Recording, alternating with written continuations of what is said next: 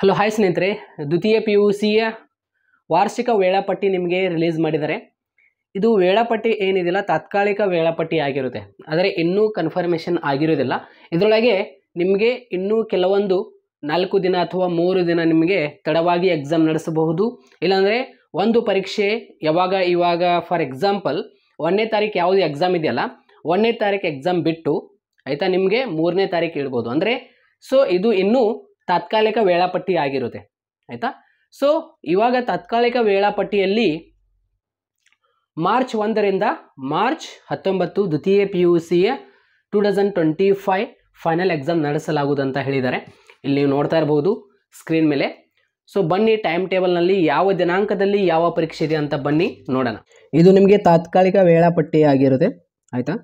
ಇಲ್ಲಿ ನೋಡಿ ದ್ವಿತೀಯ PUC 2025 ಮಾರ್ಚ್ ವಾರ್ಷಿಕ ಪರೀಕ್ಷೆ 1ರ ತಾತ್ಕಾಲಿಕ ವೇಳಾಪಟ್ಟಿ ಆಯಿತಾ. ಇದರಲ್ಲಿ ಕೆಲವೊಂದು ಬದಲಾವಣೆ ಕೂಡ ಆಗ್ಬೋದು ಆಯಿತಾ.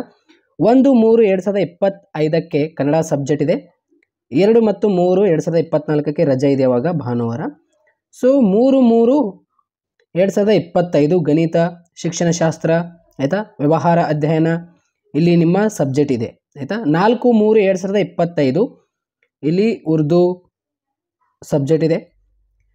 ಅದೇ ರೀತಿ 5-3-2025 ರಾಜ್ಯಶಾಸ್ತ್ರ, ಸಂಖ್ಯಾಶಾಸ್ತ್ರ. 6-3-2025ಕ್ಕೆ ಪರೀಕ್ಷೆ ಯಾವುದೇ ರೀತಿ ಇರಲ್ಲ.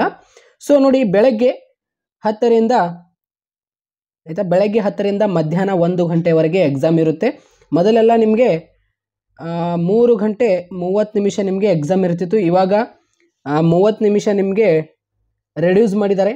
ಸೊ 3 ಗಂಟೆವರೆಗೆ ಕಾಲಾವಕಾಶ ಇರುತ್ತೆ ಎಕ್ಸಾಮ್ ಬರೆಯಲು ಆಯಿತಾ. ಸೊ ಎಲ್ಲ ವಿದ್ಯಾರ್ಥಿಗಳು ಗೊತ್ತಾಯ್ತಾ. ಬೆಳಗ್ಗೆ 10ಕ್ಕೆ ಎಕ್ಸಾಮ್ ಸ್ಟಾರ್ಟ್ ಆಗುತ್ತೆ ಆಯಿತಾ, 1ಕ್ಕೆ ಎಕ್ಸಾಮ್ ಮುಗಿಯುತ್ತೆ.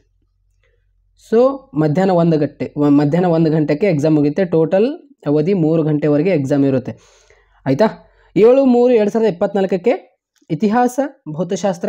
8-3-2025ಕ್ಕೆ ಹಿಂದಿ ಇದೆ, ಭಾನುವಾರ ರಜೆ ಇದೆ. 9-3-2025ಕ್ಕೆ.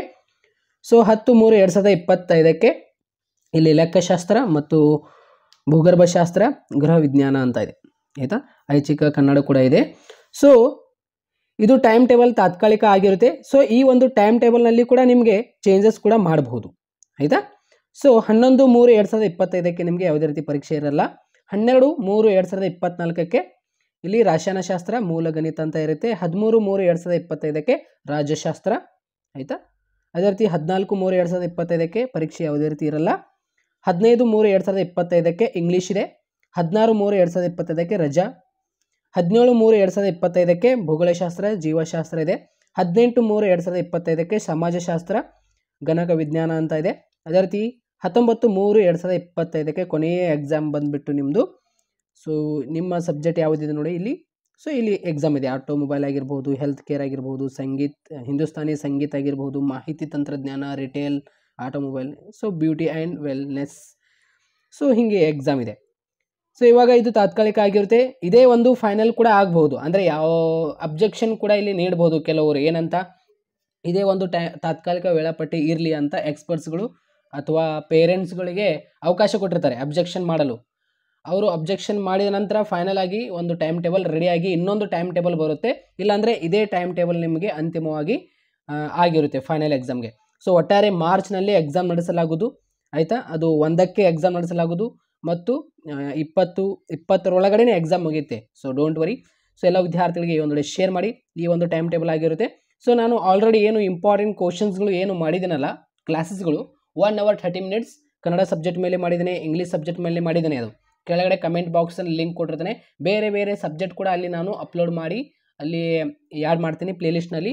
ಸೊ ಟೆಲಿಗ್ರಾಮ್ನಲ್ಲಿ ಯಾರೆಲ್ಲ ಜಾಯ್ನ್ ಆಗಿಲ್ಲ ಅಂದರೆ ಟೆಲಿಗ್ರಾಮ್ನಲ್ಲಿ ಜಾಯ್ನ್ ಆಗಿರಿ. ಎಜುಕೇಷನ್ ಕನ್ನಡ ಅಂತ ನಮ್ಮದು ಟೆಲಿಗ್ರಾಮ್ ಗ್ರೂಪ್ ಇದೆ ಮತ್ತು ಇನ್ಸ್ಟಾ ಐ ಡಿ ಇದೆ ಎಜುಕೇಷನ್ ಕನ್ನಡ ಅಂತ. ಸೊ ಜಾಯಿನ್ ಮಾಡ್ಕೊಳ್ಳಿ ಆಯಿತಾ ಟೆಲಿಗ್ರಾಮ್ನಲ್ಲಿ, ಮತ್ತು ಐ ಡಿಗೆ ಫಾಲೋ ಮಾಡಿ, ಇನ್ಸ್ಟಾನಲ್ಲಿ ಹೋಗಿ. ಸೊ ನಿಮಗೆ ಹೆಲ್ಪ್ ಆಗುತ್ತೆ.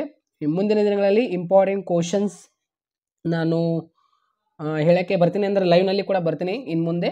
ಸೊ ಎಕ್ಸಾಮ್ ಟೈಮ್ ಟೇಬಲ್ ಬಂತು. ಇವಾಗ ಸೀರಿಯಸ್ ಆಗಿ ನಾವು ಸ್ಟಡಿ ಮಾಡೋಣ. ನಿಮ್ಮ ಜೊತೆ ನಾನು ಹೇಳ್ತೀನಿ, ಡೆಫಿನೆಟ್ಲಿ ನೀವು ಪಾಸ್ ಆಗ್ತೀರಾ, don't worry. Thank you so much.